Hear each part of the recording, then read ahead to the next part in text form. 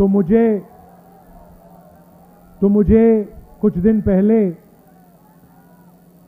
ED office में बुलाया गया। अच्छा भैया शांत हो जाएं। कुछ दिन पहले मुझे ईडी ऑफिस में बुलाया गया। छोटा सा कमरा था, 12 फुट बाय 12 फुट मान लो। बीच में मेज थी, कंप्यूटर था, 3 ईडी के ऑफिसर बैठे थे, एक बाहर खड़ा था और मैं उनके साथ कमरे में बैठा। पहले दिन 11 बजे पहुंचा।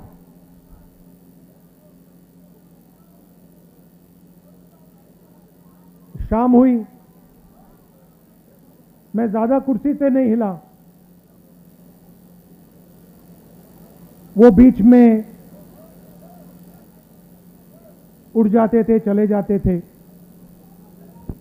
उनके जो सीनियर ऑफिसर थे उनको इंस्ट्रक्शन की भी जरूरत थी, तो वो निकलते रहते थे, आते थे। तो रात को 10:30 बजे मुझे कहते हैं, राहुल जी एक बात आप हमें बताइए, आप यहां सुबह से बैठे हैं, आप कुर्सी से उठते नहीं हैं, आप सीधे बैठे रहते हैं और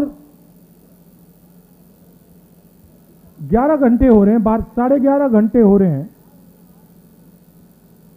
आप बिल्कुल थके ही नहीं हो।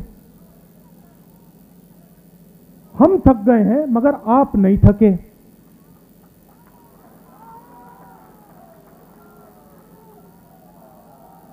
ये उन्होंने पूछा, आपका सीक्रेट क्या है? मैंने सोचा और मैंने कहा कि इनको सच्ची बात नहीं कहता हूं, दूसरी बात कह देता हूं, दूसरा कारण कह देता हूं, मगर मेन बात नहीं कहता हूं। मैंने कहा कि मैं विपासना करता हूं, उसमें बैठना पड़ता है, तो आदत लग गई है, मुझे कोई प्रॉब्लम नहीं, 6, 7, 8, 10 घंटे बैठा दो, मुझे कोई फर्क नहीं पड़ता। तो फिर उन्होंने मुझे पूछा, विपासना के बारे में पूछा, मगर सच बात तो मैंने उनको नहीं बताई। आप जानते हो सच बात क्या है?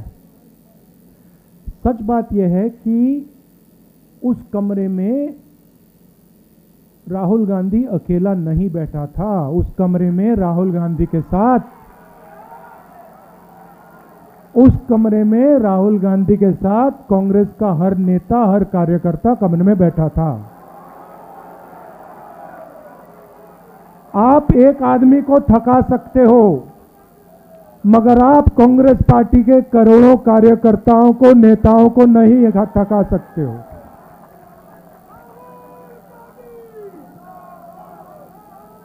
और सिर्फ कांग्रेस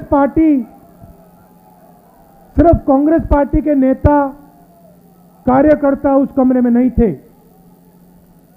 उस कमरे में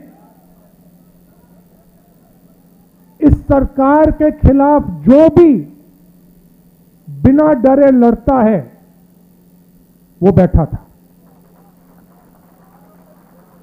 ठीक है, उन व्यक्तियों को स्पेशल इनविटेशन ईडी ने नहीं दिया,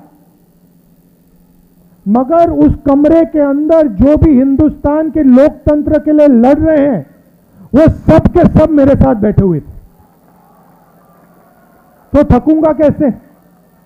अच्छा, फिर 3, 4, 5 दिन हुए। आखिरी दिन कहते, राहुल जी आपने इतनी पेशेंटली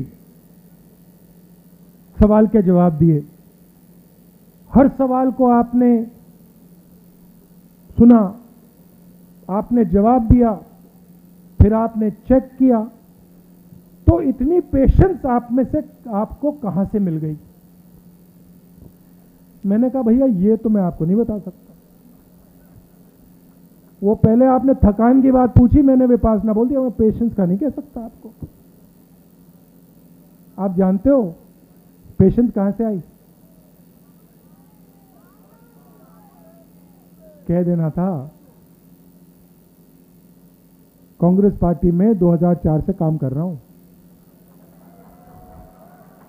पेशेंस नहीं आएगी तो क्या आएगी?